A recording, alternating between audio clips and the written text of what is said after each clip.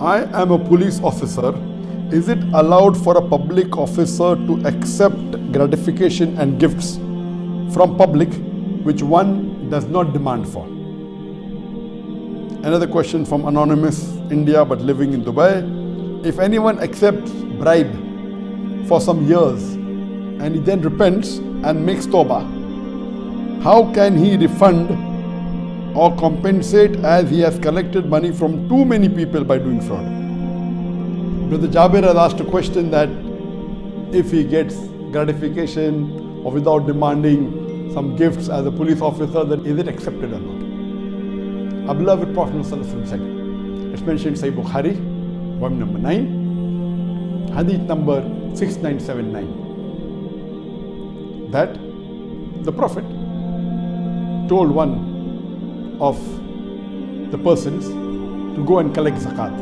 So when he comes back, he tells the Prophet, this is your money of zakat and this is the gift I received. The Prophet replies that, will you go and sit at the home of your father and the home of your mother, and do you think you'll get these gifts? And the Prophet gets very angry. And immediately when he's addressing the people, he tells, O my people, I had appointed one of you to do an important task for me which Allah had entrusted on me, referring to collection of zakat. That person comes and gives me and says, this is the zakat money which is for you and this is the gift I received. I told him that, will you go and sit at the house of your father and the house of your mother, and do you think you'll get these gifts? Then the Prophet says that, O people, you do not take a single unlawful thing. Otherwise, you will carry that with you on the day of judgment. The Prophet said, do not take any single thing unlawful. Otherwise, you will carry that thing with you on the day of judgment to Allah. And the Prophet said, I do not want any of you to be seen carrying a camel which is grunting, or a cow which is mooing, or a sheep which is bleating.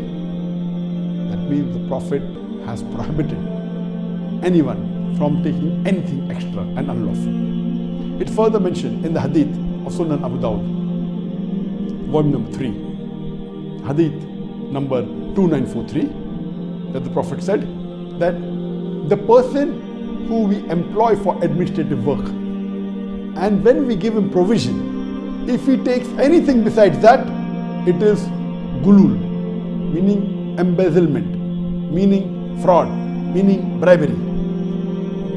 It's further mentioned in the hadith of Sunan Abu Dawud, volume number 3, hadith number 2945, that the Prophet said that if we employ anyone for administrative work, and if he comes with his wife, if he doesn't have a servant, he may have a servant. If he doesn't have a dwelling, he may have a dwelling. And Abu Bakr radiallahu anhu, he continues, that the Prophet said that anything above this is treachery and theft. It's further mentioned in Musnad Ahmad, hadith number 23601, that the beloved Prophet said that anything received by an employee of the government, it is ghulul, embezzlement, it is treachery. From all these hadiths we come to know that any employee of the government or provided by the government, or as for that matter any company, besides the salary what he gets and besides the perk what he gets, anything else he received from anyone outside, it is equal to bribery, it is equal to gulul, it is equal to embezzlement.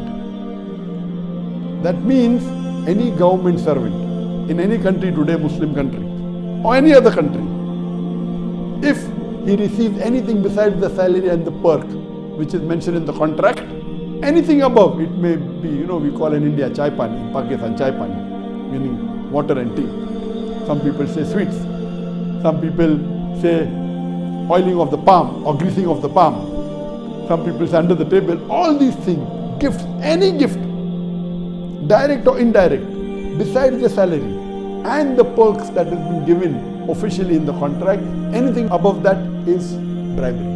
So as far as the first question is concerned asked by the brother in Nigeria, if you are a police officer or working at any post of the government, besides your salary and the perks that is given by the government, anything else is counted as bribery. As for matter of fact, if a person is working on a high post or any post in a private company as a manager of the company, he's getting his salary, he's getting his perks, he's getting his allowance. Above that, if any of the clients give him any gift, a watch or anything else, this is counted as bribery according to the beloved Prophet ﷺ. It is counted as gulul, embezzlement. Regarding the second question, a similar question that is asked by Anonymous India, that if anyone accepts bribe for some years and he repents and makes tawbah, how can he refund or compensate as he's collected money from too many people by doing this fraud? And as you know that bribery is the 32nd major sin in the book of Al-Kabair by Imam al-Dhahabi. Amongst the major sins, Imam al-Dhahabi lists bribery as number 32. It's mentioned in the glorious Quran, in Surah Baqarah, chapter number 2, verse number 188, that use not your wealth as bait for judges in order to eat other people's wealth. It's mentioned in Jami' Tirmidhi, hadith number 1337, that the beloved Prophet ﷺ said that anyone who gives bribe or anyone who takes bribe, Allah's messenger has cursed them. So bribing is a major sin. If someone now wants to repent and do tawbah, what can he do? For doing tawbah, there are 5 requirements. Number 1, he should agree what he's doing is wrong. Number 2, he should stop it immediately. Number 3, he should repent and ask for forgiveness. Number 4, he should not do it again. And number 5, if possible, he should undo it. For example, if you have taken bribery from many people, if you can remember the amount or the name of the person, and if you can give back, that is the best. If you do not remember, if you have taken too much, then follow the first 4 things at least. That agree it is wrong, stop it, ask for forgiveness, don't do it again. And what you can do is you can give charity. What you think you have collected in all these years, give that in charity to the poor people, ask for forgiveness. Inshallah, Allah will forgive you.